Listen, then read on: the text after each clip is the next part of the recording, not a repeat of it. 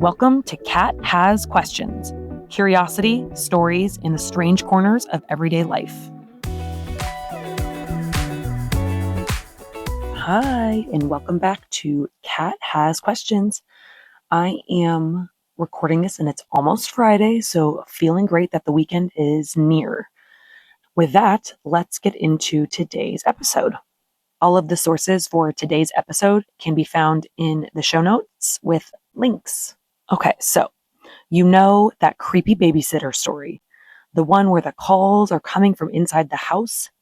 What if I told you that it wasn't just a campfire story, and the closest real case is even more unsettling? So I need you to pretend you're babysitting, it's quiet, the kids are finally asleep, you're sitting on the couch, scrolling your phone, watching TV, whatever, and suddenly the landline rings. And you answer, because it's the 90s in this scenario, so landlines exist. And apparently babysitters answer strangers' phones. And you hear, "Have you checked the children?" You hang up, but it keeps calling. And when the police finally trace the call, they tell you the call is coming from inside the house. That one line, you know it, I know it, every babysitter knows it. But here's the thing, it is actually based on something real. So today, we're going to look at the true story behind one of the most famous urban legends in American history. And yeah, it might be a little bit creepier of a version than you've heard, potentially. So let's start with the story itself. The caller inside the house is one of the oldest modern urban legends. If you grew up with scary story books, sleepovers, or Are You Afraid of the Dark, you've heard some version of it. Basically, a babysitter keeps receiving disturbing phone calls. The caller asks about the kids, or maybe they just breathe into the phone, or say something cryptic and horrifying. Eventually, she calls the police, and the police trace the call. And the twist, which is basically the jump scare of the century, is the call's coming in from inside your home, and the killer is upstairs in the house with her. This legend spread so fast and so consistently that people swore it really happened. Like it was a thing that happened to a friend of a friend of a friend. Everybody would be like, "Oh no, that happened. I know who that happened to." So why did this story take over the world? Because babysitting is one of the weirdest, scariest gigs we can give children. Think about it. You're alone in a stranger's house. You're responsible for little humans. Every noise sounds suspicious. Every shadow looks like it's moving. And you're 14, so you can't drive, you can't fight. You barely know how to microwave popcorn without burning it. So this urban legend really taps into the fear of being watched, being unprotected, and having danger come from a place that's supposed to feel safe inside the house. Okay, so let's get into the real story that most people believe inspired this urban legend. And I'm going to warn you, not because of the gore or anything, but because of the circumstances of this are chilling. This is the story of 13-year-old Janett Christman, a straight-A student, popular at school, hardworking, responsible, all things parents loved in a babysitter. So the night of the crime, it's March 18th, 1950. Janett is babysitting for Ed and Ann Romack, a couple she already knew well. The Romacks trusted her, and they were attending a small gathering with friends just a few miles away. At around 7:30 p.m., the Romacks left the house. Their baby, 3-year-old Gregory, was already asleep. Janett arrived with her homework and a plan to stay up late to finish it. So far, just a totally normal babysitting night. The Romack home was a one-story house on Stewart Road in Columbia, Missouri, which was pretty rural at the time. A few key details. The house had a large picture window in front of the living room left uncovered, so anyone outside could look directly inside and see whoever was home. Another detail, Ed Romack later admitted he had told Janett exactly where he kept his shotgun and how to use it in case anything happens. That seems like a throwaway comment maybe at the time, but investigators later questioned why he would mention this to a 13-year-old, especially given what happens. So at 10:35, so parents left at 7:30. At 10:35, the Columbia Police Department received a call. It's a girl's voice, panicked and screaming. They could hear her, but she couldn't or didn't say any words. Before the operator could get more information, the call abruptly cut off. Police traced it, but in 1950, tracing was not instantaneous. It required a manual switchboard. So by the time they checked the origin, the call had already ended and could not be linked to a specific address.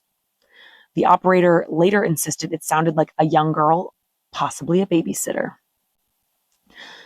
So at about 1:30, about 3 hours after that police phone call, the Romacks returned home. The front door was locked and the lights were all still on, but they noticed a broken window in the back bedroom.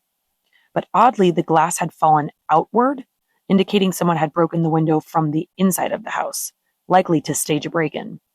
And inside they found Janett. She had been attacked violently and the phone was off the hook. Gregory, the child that she was watching, was still asleep and unharmed. And the house was eerily quiet. So there are a few different things that caused investigators to suspect that the killer was already inside the house. So this part kind of overlaps with the legend, the actual true story. So several things suggested the attacker wasn't someone who broke in from outside. The first being there was no footprints in the mud outside the broken window, despite recent rain. The window break pattern strongly suggested it was staged from inside, like I said. Janett seemed to have been caught completely off guard, with no signs that she saw someone approaching from outside. There were no signs of forced entry at the door, and the back door was found unlocked, even though the Romacks stated they locked it before leaving. Police theorized the killer may have knocked, and maybe she recognized him and let him in, or was already inside the house when she arrived, hiding and waiting, which is terrifying. So this is one of the main reasons this case is so deeply linked to the urban legend. So there was a suspect, the main suspect, named Robert Mueller, who was a friend of the Romacks. Mueller was known in the community as intelligent, but also unsettling. Multiple women suspected he had a, quote, thing for teenage girls, which just means he's a pedophile. But one woman said he tried to assault her years before, and Mueller knew the Romack home well, including its layout. The most upsetting detail, Mueller had allegedly made comments about being fond of Janett, and he also asked the Romacks earlier in the night whether they had security measures and whether Janett would be safe alone. According to witnesses, he seemed very interested in whether the Romacks were leaving the house and for how long. Police suspected him immediately, and he failed a lie detector test. But in 1950, lie detectors weren't admissible, and the physical evidence wasn't strong enough for a conviction. Mueller was never charged with anything, and he has since died. So, despite heavy suspicion, no one was ever arrested. The murder weapon was never found, and there were no fingerprints. No one definitively connected the 10:35 p.m. phone call to the house, though the timing matches perfectly. The theory that haunts people even today is that Janett made the phone call in a moment of terror while the killer was already inside the house with her. So, why this case sparked the urban legend? You have a babysitter, a nighttime attack, a frantic phone call to police, an intruder who may have already been inside, the child left unharmed, there was a staged break-in, and a community terrified for years. And every babysitter in Missouri at the time heard the same whispered line. She called the police, but the killer was already inside. This is the story that, through decades of retelling, eventually morphed into the modern, the call is coming from inside the house.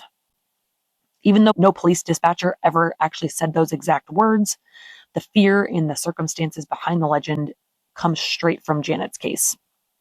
Now, Janett's case wasn't the only crime shaping public fear around teens and nighttime vulnerability.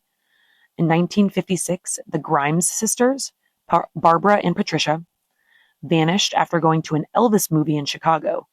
They were 15 and 13, typical teens doing something totally normal. When they didn't come home, police originally assumed they had run away, but then came a flood of reported sightings all over the city. Buses, diners, dance halls. No one knew what was real. Almost a month later, their bodies were found frozen in a ditch. Their case also remains unsolved, and investigators suspected foul play. The most chilling detail, it looked like the girls had been held somewhere else for days before being dumped. The Grimes case didn't create the babysitter legend, but it added to the atmosphere of panic. Parents became terrified of letting teenage girls go anywhere at night, and that fear seeped into stories, especially ones about vulnerable girls in houses answering phone calls in the dark. In the 60s and 70s, there was an especially large wave of media panic around babysitter dangers, prowlers, anonymous phone threats, prank callers. So even though the iconic story isn't a one-to-one recreation of any single crime, it's stitched together from several real fears and real tragedies. And then Hollywood did what Hollywood does. In 1979, the movie When a Stranger Calls came out. The movie opens with, you guessed it, the babysitter being terrorized by phone calls in the line, "We've traced the call, it's coming from inside the house." That movie cemented the legend into pop culture forever. Even if you've never seen it, you've heard that line. It became a universal warning and honestly a core memory for anyone babysitting in the pre-cell phone era. They also did a recreation of that movie, had to have been like early 2000s, because I remember there being a new version that came out in like the early 2000s and seeing that in theaters and being terrified to be in any house by myself, including my own. So, is the legend true? Not in the exact way it's told, no. There's no confirmed case where police literally said those words on the phone. But the fear behind the legend, that is absolutely based in reality. It's a story about being watched, being vulnerable, danger hiding where it shouldn't be, and the betrayal of a safe space.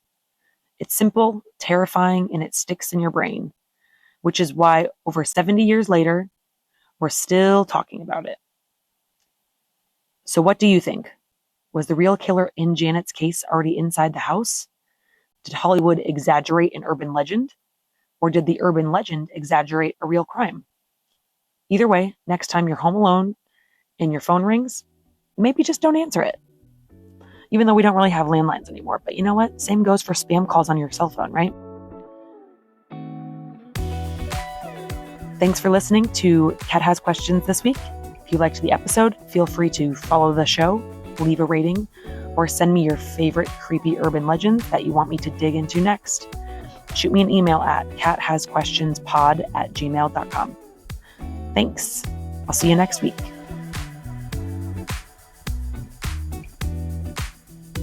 Thanks for listening to Cat Has Questions. If you liked this episode, follow the show and share it with someone who loves a good spiral. See you next week.